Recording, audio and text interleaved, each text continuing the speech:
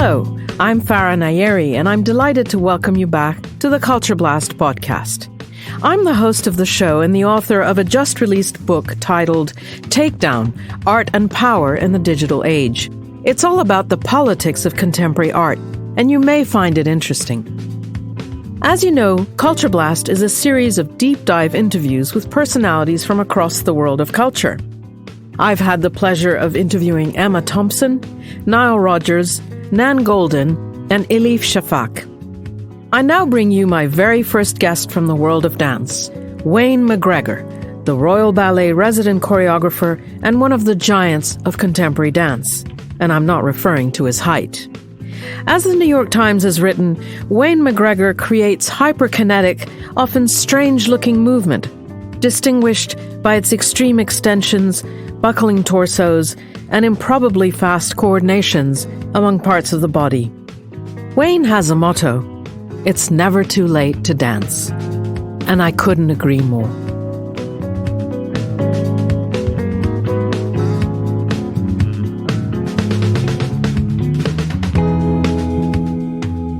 Wayne McGregor, I'm truly very pleased to welcome you to the first episode of Culture Blast dedicated to the world of dance. It's absolutely great to have you. Thank you. I'm delighted to be here. Thank you, Wayne. Wayne, dance is a discipline that I love deeply, almost as much as you do. And you and I have another thing in common: our childhood worship of John Travolta in Saturday Night Fever. I don't know about you, but my walls were covered with Travolta posters. Well, they were. I mean, how could you not? I mean, he's just such an incredible physical presence. I just loved the way he moved. Absolutely. And I mean, I don't know if you saw him recently. There was a clip of him on the James Corden show. He got up from the sofa and he just did a few kind of very simple moves, and he was teaching other people how to do them. And he was incredible. I just don't know why that guy didn't become a dancer and not an actor. Some people just have natural dance physical presence, right? Some people just can dance well. Some people can be taught to dance well. So I think there's dance inside all of us, but I think he's definitely in the natural camp. Definitely. I know you were very good at dance as a little boy, and that you got noticed by your teacher, and you did some mambo and cha-cha-cha and ballroom dancing. But when did you have the actual revelation that this is a discipline you were going to dedicate your life to, and not just something you did after school, like you might do swimming or track and field or sports? I think I was always a child that was very much in my body. So, looking back, I realized that kind of my physical life was very important to me. So in a way, it was a natural progression to think how that might be exercised in a discipline that was quite rigorous and that you had to work harder on. But I think right from starting those early ballroom and Latin American dancing lessons and the disco lessons, I just loved it. I felt very free inside that space. I felt very open. I felt I could communicate, and I felt I was good at it. And that was very kind of empowering. It gave me confidence. And I just looked forward to it. It was something in the week that I genuinely really, really look forward to. And I think it's really important to have those things in your life, the things that really feed your soul. So it was early. I was 8. Yes, but Wayne, I mean, what I'm trying to get at is, when did you actually decide this is what I want to do for the rest of my life? I think you don't decide in that way. I don't know. I don't think we make decisions like that. I think in a way, a whole series of circumstances conspire to you doing something more, and all of a sudden it takes over you. I mean, dancing, after all, is an act of becoming. And so I think there's a sense in which you just keep going and going, and then all of a sudden it's all that you want to do. It's, there's a sense in which that's actually what you want to spend your focus doing. That's actually how you want to get better at something. And then you are it. So I often think, well, when did you decide to become a dancer or to become a choreographer? And I couldn't pinpoint the exact moment. I think it's naturally crept up on me. And I'm always curious about the fact that you were a very good dancer when you were younger, and then you chose the path of choreography. And it's true that choreographers are in the enviable position of making all the big decisions. They get their name on the poster, and they get a lot of the credit, let's face it. But don't you miss the electricity and the buzz of actually performing on stage? Yeah, I mean, I think there's something very special about that transaction of energy between the stage when you're performing and audiences that you really see and connect with. You know, when you're dancing on stage, I'm sure you know this from being a dancer, that you actually can individualize each of the people in that auditorium. You know, it's not just a mass of people. You feel a personal connection with everybody in a very particular and direct way. And you can nuance your performance and attend to areas of the auditorium or particular people in real time. So you really feel also the energy, the physical presence of that audience back to you. You feel if they're getting perhaps slightly bored, or you feel if they're feeling euphoric. You feel if they're going on the journey with you. So that's the beautiful thing about live dance performing on stage, is you get that transaction of energy. I guess as a choreographer, I have that in the studio. I have that with dancers in real time when I'm working with them. They become the feedback mechanism. But they're totally different things. And sometimes I do miss it's partly the adrenaline that you get before you perform, that extreme kind of interoceptive state where you have to know that you've got to deliver in a particular way. I would imagine it would be like elite sports, you know, the Olympics, ready to perform. And the nervousness that you get with that. And then that moment when you step over the threshold and the freedom that you exercise, the state of bliss, the state of soaring, the state of flying.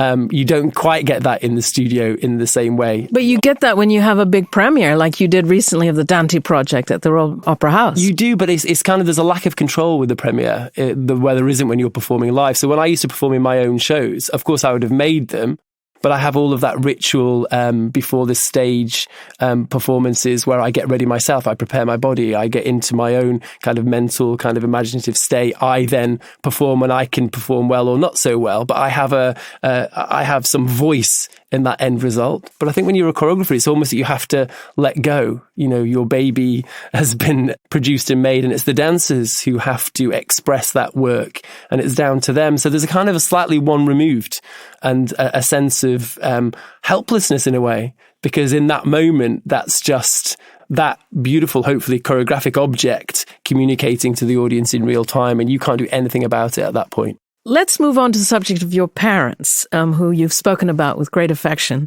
They met when they were incredibly young. She was 17, he was 18, and I believe they've scarcely spent a day of their life apart. They moved from Scotland to Stockport, outside Manchester, where you grew up as their only child. You know, loving parents are a blessing, and they're central to a person's self-confidence and anchoring in life.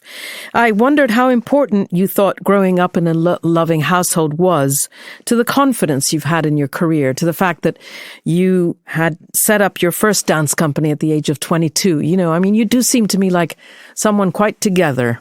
I think it's so important, that sense of kind of unconditional love and an opportunity to be able to be so free and open that you can try anything and fail, and that it has no consequence. And I think that sense of being able to fail over and over again, but have loving parents that say, well, just keep going and give it another go, is really extraordinary. And in a way, I don't think they thought about that in a conscious, deliberate way at all. I think it's just the way they are as individuals. They don't necessarily exercise that for themselves. You know, they're not particularly brave. They don't try lots. You know, they're actually much more, you know, risk averse in many ways. But they've always, even, you know, I was learning the violin, for example, I could learn the violin or any instrument. Their only condition was I had to do it for a period of time. I had to give it time. So I wasn't allowed to pick something up and then, you know, then not do it the next week. I had to commit to a period of engagement with it to see whether or not you would develop a passion for that. The other thing that I do have from them is that sense, if things go wrong, it's not the end of the world. In our case, it's only a dance, you know, or it's only, you know, you can pick yourself up, and it's actually how you respond to the challenges of failure rather than the failure itself. And, you know, often I've had very difficult times, maybe at Covent Garden, where perhaps the work hasn't landed in the way in which I thought it might with either the audience or certain critics. But that has been in a context of being able to pick oneself up and learn from those experiences and know how to move to the next step. What is the next actionable step you can take? And that's something that they've really encouraged me to always be like.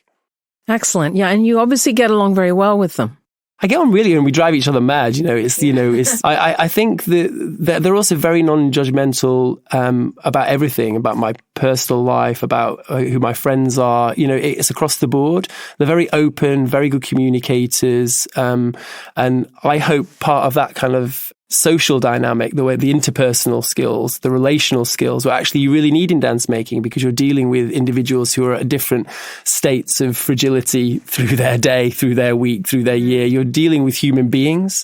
And I think those interpersonal skills are really important, the communication skills. And I think my parents have always been very good communicators in that way.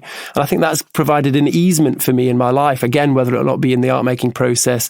Often I have to go into a large scale organization with hundreds of people, don't know any of them, and have to build relationships quickly. You have to build a relationship with a technical department at the Paris Opera to be able to realize your ideas with them. You have to do that over and over again. I'm faced with 70, 80 dancers that I don't know, and I have to try and find a way of having the conversation with them. So I think the interpersonal is as important as any of the other kind of like technical skills that you might have as a choreographer.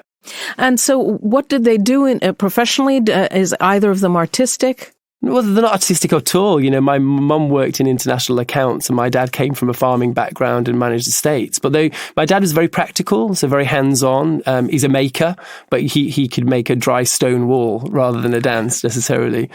And my mum has always had a really good business head. So I think that's why I've always been able, you mentioned that I started my company very early. And at that time I was doing all my own administration, all my own budgets, all my own applications. And I think it's the balance of both of their skill set, the making skill set and the kind of managerial skill set, that's actually really helped me in my career with the company particularly. There's something that you must be very, very conscious of as a choreographer, and that's human ego. The human ego is a very fragile thing. Of course, I cannot in any way compare myself to you, Wayne, but I mean, I am a student of flamenco and I dance flamenco, and sometimes we have performances and shows, and the maestro moves forward and picks, who stands where and who gets to do what when. And this is a really nerve-wracking, even for me who's not, doing this professionally, I find this very nerve-wracking, and it can really be upsetting to certain people. Do you know what I mean? What worries you when that happens? What do you feel when that happens, when the selection's being made? Well, I mean, now you're interviewing me. I know, exactly. There are two kinds of people, okay, I think. There are people who are soloists, like who love to, perform solo. And there are other people who like to perform as part of a company, of a troupe. And I think I'm belong to the first category. Right. Because I'm used to sort of like whatever I do, if I'm a journalist, so there's no one kind of helping me write my stories, or I just wrote a book. No one helped me write the book. And so I'm used to sort of being out there and in public speaking on my own. And in these circumstances, you are part of a group of people. And when, in certain parts of the dance, you will be brought forward, and in other parts you will not. And so you kind of, when you're not, you kind of thinking, oh gosh, I must be bad. That's so interesting. So I have two very different experiences of this. So at the Royal Ballet, which is a hierarchical system, where there are stars and there's a corps de ballet, there's an expectation that you would create your work within the confines of that hierarchy. And for me, that's never interested me, even in a classical ballet company, because I've always felt that making a dance is a communal act. It's a we, not I endeavor. And actually, many of those young dancers that are in the corps de ballet have extraordinary personal, soloistic potential. So I've always cast my ballets across hierarchical system, but it's interesting how perhaps some of the stars, when they're not doing the solos, react badly psychologically to that as an idea. So in a way, for me, that's a form of censorship, right? That's actually saying the hierarchy makes you make your decisions in a particular way, not necessarily based on what is the physical information you're getting out of the body in real time. And that's very different from my company, because the company is a group, a bit like Alvin Ailey, for example, where it's a non-hierarchical system where everybody is soloist, everybody is corps, everybody learns everything, everybody learns the different parts, they're gender neutral, they move between all of this. They might in a show, swap parts midway. And actually, that's really interesting. That's a different kind of like commitment to working on a choreographer's vision and knowing that you will be profiled or you will be worked within a group, because it's all in the service of the work itself. So I think as soon as you're able to explain to dancers that we're thinking about what is the work we're trying to make, how can we build a collective imagination around that work, they relax and let go of some of the fear about not being the principal or the soloist. And I think a lot of the things that we talk about when you talk about ego are based around fear. And I think if you can attack or talk about and discuss the fear element in a really humane way, it opens up lots of new possibilities for different kinds of interactions. Yeah. Excellent. Yeah, fear is really key, isn't it? Just in so many aspects of life. I wanted also to talk about something that I find very mysterious about dance. You speak very poetically about dance and movement. You say, we carry our personal archive in our body. Each of us has a physical signature. And I personally also find that the combination of music and movement does something mysterious and powerful to the mind. You know, it just somehow lifting your arm, lifting your leg, just moving your body to music, just something happens to the mind, something happens to the soul. And I just wondered if you could talk a little bit about the mystery of dance and this strange alchemy of music and movement. I mean, music and sound is so central to our lived experience, right? We're walking down the street and we're zoning out certain noises and we're attending to certain noises. With music, music not only is a direct somatic response, it comes straight into the body and you can feel that your body wants to do something. That's one of the beautiful things about improvising to music that anybody can do.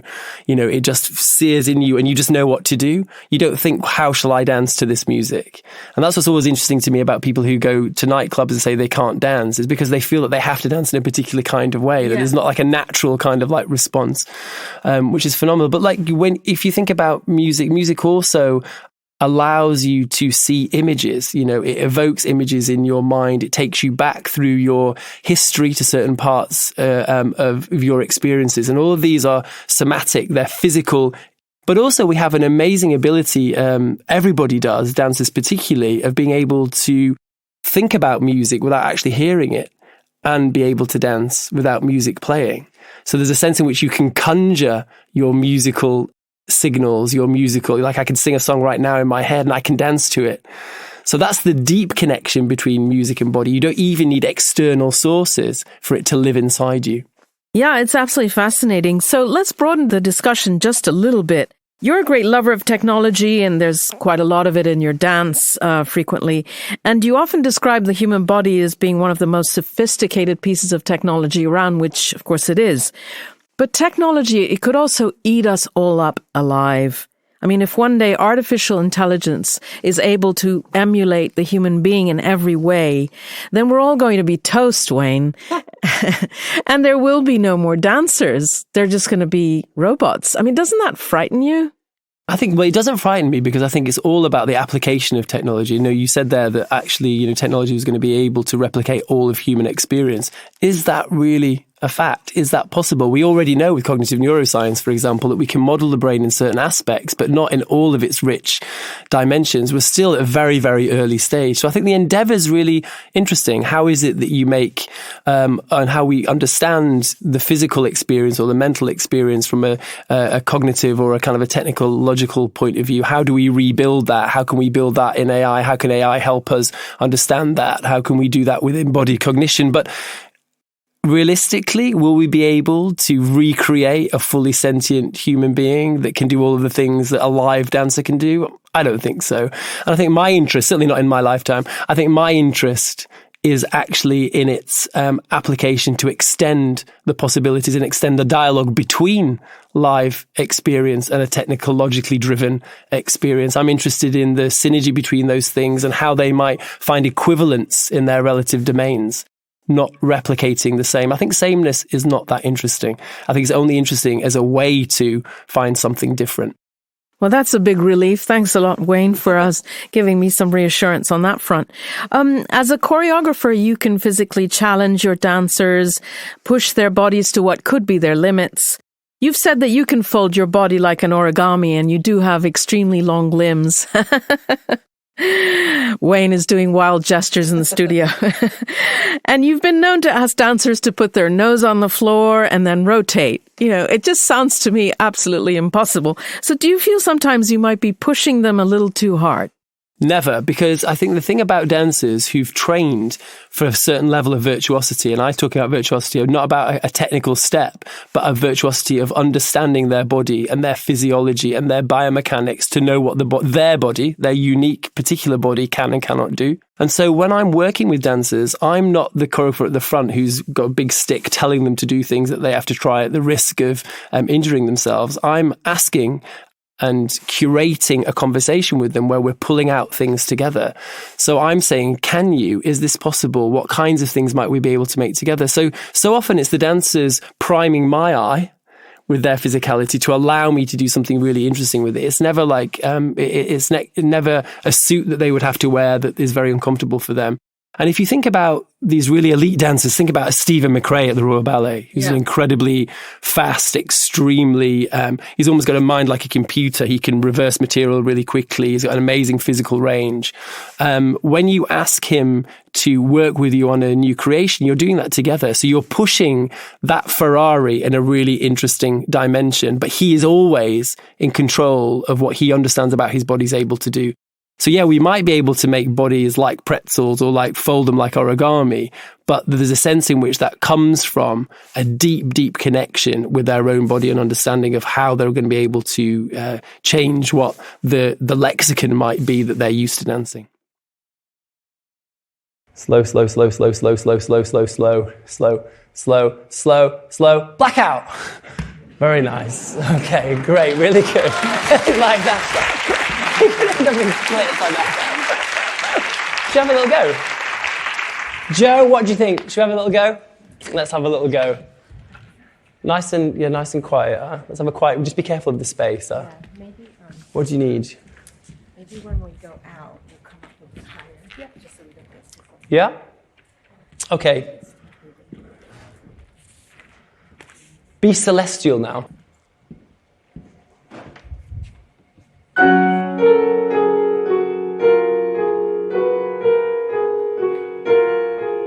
Okay, stop. So, Joe, thanks. Let's do the same thing again. Yeah. Here we go. Thank you. Ready? And.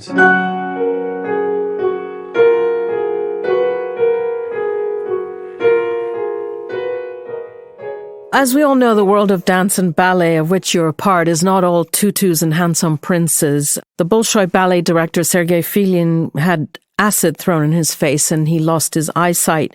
More recently, there were allegations of sexual misconduct in a number of ballet companies all over the Western world, I suppose. Have the companies you've worked with ever felt unsafe to you, either for yourself, for yourself being perhaps attacked by angry or aggressive members of the company, as Sergei was, I suppose? Or did it ever feel unsafe for the young dancers? I mean, did you feel in any way an atmosphere that was not altogether friendly? Well, it's interesting because, I've come from a contemporary dance background. I've come from a company that I've started myself, where you work out what the social structure is, you work out how that works, you work out what the communication mechanisms are. And that I've worked, therefore, with that kind of understanding in organizations that sometimes are more challenging, or are certainly more challenging in terms of the ways in which they've been built. So if you think about ballet companies, how they started as small kind of like familial units that just grew. And a lot of the kind of familial structures, the obligation, the kind of the networks, the nepotism, the relationality just grows bigger and bigger and bigger. And you see that not just in ballet companies, but you see it in any large organization.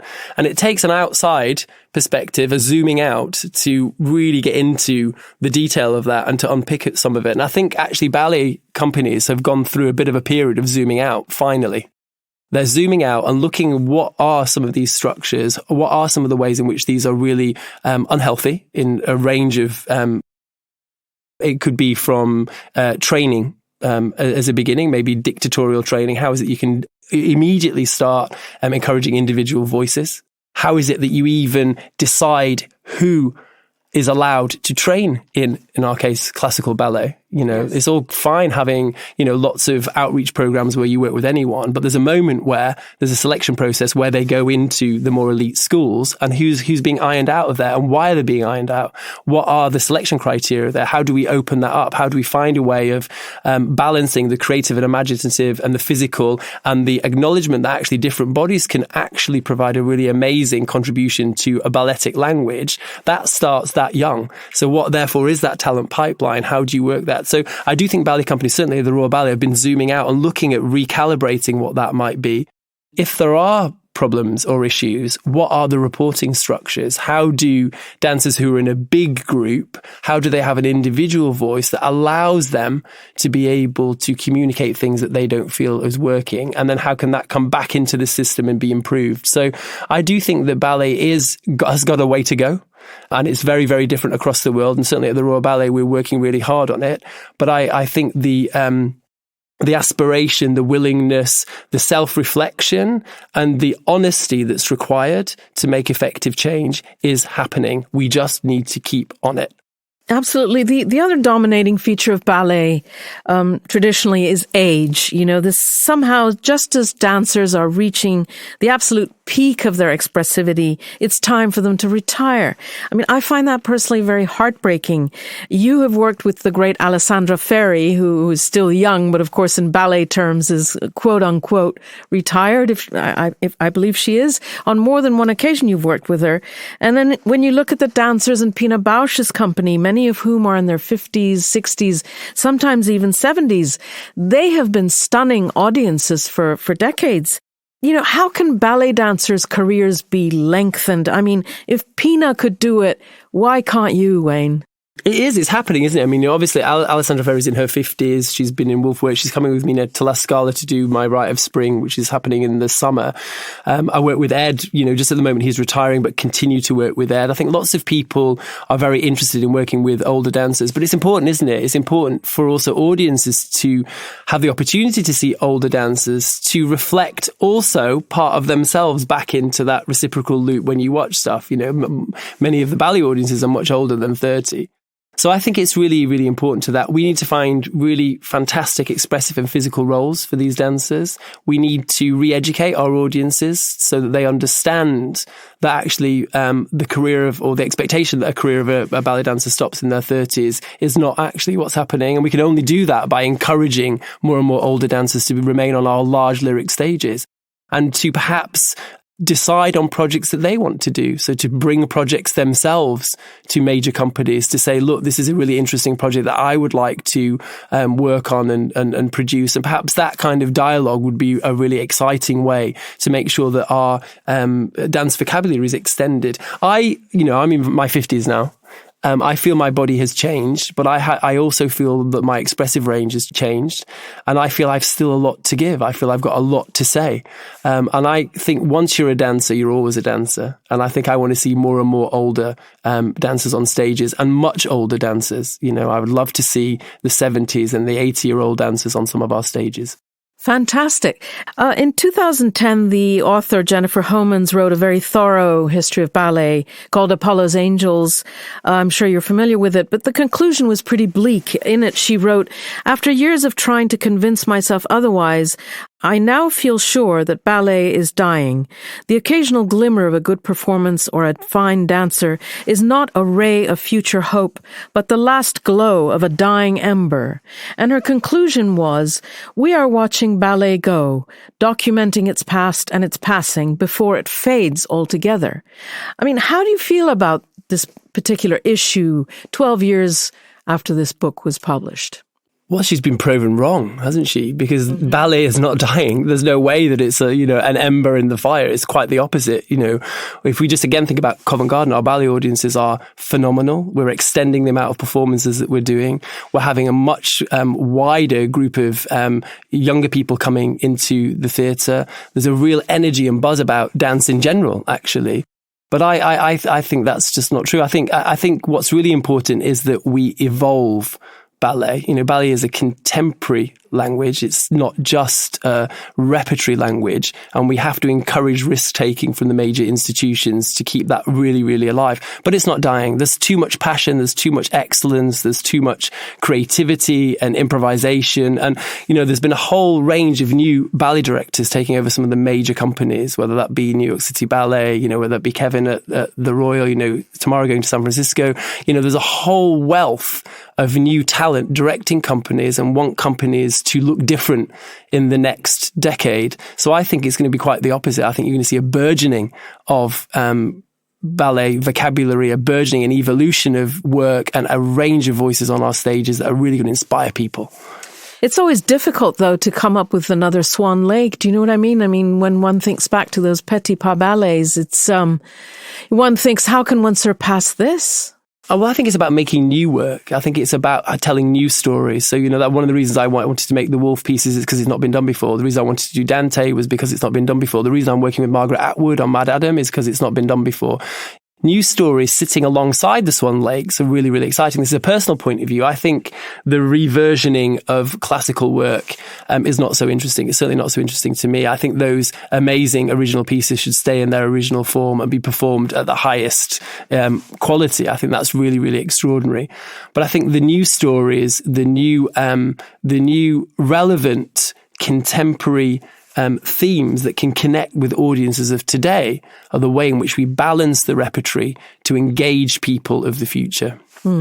Let's pull away from the subject of ballet for a moment and dance and sort of ask you, Wayne McGregor, as someone who reads a lot, as an intellectual, as a thinker, how you feel living in the world of today. We're coming out of 5 or 6 really, really tough years. We had the year 2016 with waves of populism sort of sweeping across the Western world. And then after that, a couple of years after that, we went into this terrible pandemic, which has claimed so many millions of lives and done so much harm to your profession. I was just wondering how you felt, Wayne, as an artist and a creator living in this very, very difficult world, difficult way beyond the previous generation had experienced. It's true, and we're in a very difficult place in relationship to the arts. I think, certainly in the UK, the combination of COVID and Brexit has been devastating on companies' ability to be able to do the things that they do really well. And I think that's something that's really going to be very impactful over the next 5 years or so. We know that, the government isn't necessarily that interested in supporting the arts the way in which, we would like it to be. And, we are worried about whether or not there will be massive cuts coming up to arts budgets. And also theatres are just slightly recovering and coming back on stream. So for touring, for example, international touring or national touring, it's really, really difficult. How that impacts us, it impacts us obviously in terms of the individual. Think about all of those young dancers who are in training, who've had basically 2.5 years at home on Zoom, trying to come into a profession which is really unstable. Think about the professional dancers who aren't in the big companies. All of them freelance portfolio artists, not having had any work. There's been a massive exodus of creative talent from the industry, and that's really, really impactful. And then finally, if you think about all of the very, very brilliant administrative directors and finance directors that are working in companies, they've all moved to other jobs, to more secure jobs, to more secure positions. We are at a very, very difficult time, and we have to rebuild. And we've been talking about rebuilding, and there was a lot of energy about the conversation around rebuilding and rebuilding better. But in arts organisations, we need to do that. We need to look at different ways in which we can actually rebuild a system that supports the work that we want to make. And for me personally, that's also looking at the metaverse and looking at virtual reality and looking at some of the technological approaches to the dissemination of content and an interaction with content, which is different from live stage events. If we value culture, we have to find a way of advocating for culture right now. We have to be supporting theatres, and we have to be encouraging our politicians and the people who are funding culture, and realising the importance of culture, that it's central to our experience of being human, and it cannot be replaced by anything else. There's something so particular and unique about culture that if it's missing, we will never be able to claw back the brilliance of our cultural investment of the past. So that really does keep me up at night. It worries me. And all we can do is keep finding new ways to move forward. Yeah. And I think that you're someone who obviously spends time in your mind outside the world of dance. And that's why you're a compelling choreographer. I think you like to read a lot. And I also think that you're drawn to the visual arts. The visual arts inspire you. I was just wondering which books you'd read recently or not recently that you really admire, and which artists, whether living or dead, you have a fondness for. Well, I have, a fondness for so many artists. I mean, straight off the top of my head, it would be the artist Agnes Martin, and the rigor of those paintings. One of the most extraordinary experiences I've ever had, cultural experiences I've ever had, was at Dear Beacon in the Agnes Martin room quite a few years ago, and just being soaked into that environment. It's really, really incredible work. Yeah, I do like to read. I mean, I've been working on a book myself at the moment around the ideas of physical intelligence, and that draws on a whole range of science, from cognitive neuroscience to interoception. So one of the expanded bits of research that I have to do is reading around obviously that area. And I'm lucky at the moment, I'm working on a project with Margaret Atwood. So I've been reading a lot of Atwood to kind of like delve into that world. I think it's really important that we look outside of dance to find knowledge sets that inspire dance. I think when we're just too self-referential, I think it's really problematic. And I think one of the great things often the visual art world does is look outside. And it communicates well what some of the ideas and intentions of work are to a broader public. And I think one of the things that I've always wanted to try and do in dance is to try and do that, to try and have collaborators that help us extend the real world application of dance in lots of different contexts. So we might be working with a neuroscientist on a particular project, but that research might impact people who have Alzheimer's, in a particular community. So there's a sense in which some of the physical knowledge that we have, or perhaps experts at, can be translated into a wider application. And that's really exciting, where actually you feel that it's not just about culture, but culture is relevant and impactful in other domains. Mm-hmm. You're the artistic director of the Venice Dance Biennale this year, and you recently had the absolutely brilliant idea of giving a top award to the Spanish dancer Rocio Molina, who is one of the most prodigious dancers in the world today. Personally, as a student of flamenco, I've had the honor of workshopping with Rocio more than once, and as well as with her former teacher, Maestro Javier Latorre, who is one of the greatest choreographers in the flamenco world. But I just wanted to know, I know why I love flamenco. I just wanted to know what you like about it. Well, first of all, I really love Rocio's work. I like the intelligence and the fierceness by which she is evolving the flamenco language. And for me, that kind of fearlessness is what I respond to also when choreographers are doing that with a classical vocabulary, whatever it is. I think one of the fantastic things about Rocio is that she's also connecting outside of her language set. So she's working in a way that's really fresh, that's powerful, that's unusual, that can be quite brutal and violent. But I think one of the things I love most about flamenco is the adrenaline rush I get from watching a flamenco artist perform. I've always loved it. I find it so unlike any other dance form, and I find the passion and the rawness that feels to me to emanate right the way through the earth and channel right the way up through the body into this electricity is something which is absolutely extraordinary. And Rocio has this incredible ability to do that. And she's inspiring people to think about flamenco in a different way. You know, we're expanding our view of what the potential of flamenco is. And I think that Silver Lion in Venice is an ideal award to profile her more in regard to that she is literally changing the nature of the future of flamenco. Absolutely. So let's wrap up the show with some kind of sort of big questions, sort of big look back and look forward questions. And the first question I wanted to ask you, artists are absolutely known for being very, very self-critical and for constantly beating themselves up and sticking pins in their bottoms and saying you're not going far enough, you need to go farther, etc., etc. And I wondered, how does Wayne McGregor, in his quiet moments when there's no one watching and no one listening, judge the career that he's had? I think partly by not looking backwards. So I think partly I don't like to look backwards. I am very self-reflective about the work itself and very critical about it. But I know it while I'm making it almost. I don't need to look back. Almost the moment I've made the decisions, the moment that hits the stage, I already know what's wrong with it. And I think one of the things that I do when I watch my pieces at Covent Garden from the wings, because I want to be close enough to the dancers to feel what they're experiencing. but also I feel I give better notes because I'm closer to the object of the dance rather than sitting out front and feeling I'm responding through the audience's eyes.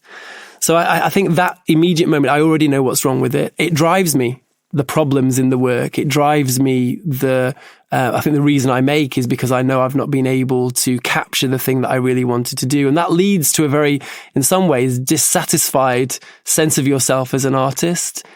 There's an irritant inside of me that makes me want to go into the studio again.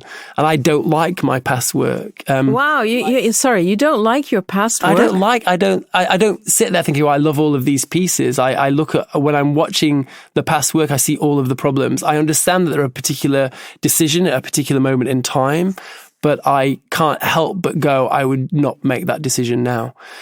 That's why I make a new piece, because that's a collection of decisions made at that time. And I don't want to start to undo those. I want to start to make new decisions, but informed by. I understand. But what about in life? I mean, every time I ask you a question about life, you connect it to dance, which of course is normal. Dance is my life. I mean, dance, how are they separate? Yeah. Okay. They're not separate, but there is a thing called life. You know, your childhood, your adolescence, your parents, all of that life, the whole package. Are you happy or satisfied, more or less when you look back on your life as a whole? Oh, in life, I'm very happy. I mean, I think in life, I'm much less self-critical. I'm kind of much more easygoing. I find joy in my life, and I find that really easy to do. I feel extraordinarily fortunate, and I'm really excited by the opportunities that I have in life. But yeah, I from that point of view, I'm not at all self-critical, or I'm certainly not in a dark room with my head in my hands, going, what am I going to do tomorrow? Yeah, and you also have a house in Kenya. I mean, I do. That adds to the joy, I guess. Well, it adds to this amazing sense of openness and freedom and huge skies, massive expanse, warm body, dogs, swimming, reading, and just a different relationship. That, my house is in a place called Lamu. There are no roads and no cars, and everybody's walking, everybody's on donkeys. There's a physicalized, energized sense of living, and that really fuels me up. And again, another big question. I wondered how you would like to be remembered, let's say 100 years from now or 50 years from now, when we're both going to be gone, I guess. I think I don't worry so much about how I'd be remembered, but I just hope that my time here has been impactful. I would love to have made change to, some of the biggest structures through my work or through my thinking about how organizations work. I want to have made a contribution to change. One of the things we've been working on quite recently is some legacy projects which are around archive. And one of the things we're building at the moment is an autonomous choreographic language agent, a kind of a system, a machine learning system that's able to create dancers when I'm no longer here, but perhaps in the style of, or with some of the kind of the propensities of that. We don't know if that's going to be working, but it's just a very interesting question for me. How is it that you might be able to inspire future generations of dance makers and dancers and audiences to interact with your archive in a much more active way, where your physical signature might still live, or the physical signatures of the other dancers that you've worked with might still live, but find a new form when those forms have been invented. And that really excites me. So hopefully it's a gift for the future rather than a heavy load there's a burden that has to be carried forward. So we could be looking at an AI Wayne McGregor. I think you could be looking at your version of a dance which is inspired by some of the physical signature of Wayne McGregor. My last question, Wayne, do you have an unrealized project, something that you've always wanted to do in your life that you haven't been able to yet? I always have unrealized projects. That's something, my pieces are all unrealized projects that I'm then doing. But I think my big one is to build a house. I would love to build my own house in the UK. I'm a big fan of architecture. I've learned a lot about architecture over the years, and I would love to create a space which in some way embodies some of the physical ideas that I've had in dance making in a material form that I can live in. So what does that mean? Like, what kind of form would that house take? Well, I don't know. I mean, that's the endeavor, isn't it? To find what would that be? What are those spaces that charge you and electrify you? And how do you build a house that is shape shifting? Seems to me to be a really interesting kind kind of conceptual question that I hope one day to be able to actively realize. Thank you so much, Wayne. It's been an absolute pleasure having you on this show.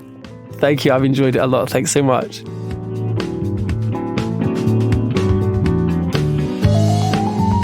Thank you to Wayne McGregor for being the very first choreographer on Culture Blast.